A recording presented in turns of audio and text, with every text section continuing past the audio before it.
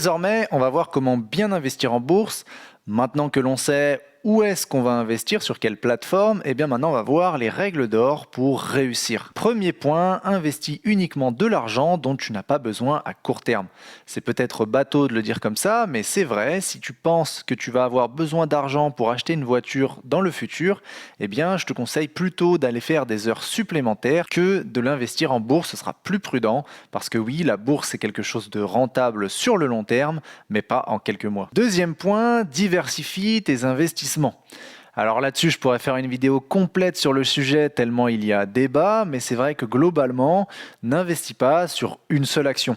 Si tu débutes, sûrement que des ETF seront plus adaptés puisque te permettront d'être diversifié de manière géographique ou bien au travers de différentes entreprises qui n'auront pas l'obligation d'être suivies par toi-même de très près, donc en lisant les bilans, etc. Donc ça permet vraiment une simplicité avec l'exemple que l'on a vu, comme le MSCI World ou encore le SP500. Troisième point, investir régulièrement. Il y a une stratégie bien connue du DCA, donc du Dollar Cost Average, qui signifie tout simplement de prendre un jour fixe de manière mensuelle, hebdomadaire ou autre, et de mettre la même chose. Lorsque vous êtes salarié, une stratégie qui peut être intéressante, c'est tout simplement de prendre mensuellement votre capacité d'épargne et de l'investir chaque mois lorsque vous toucherez votre salaire.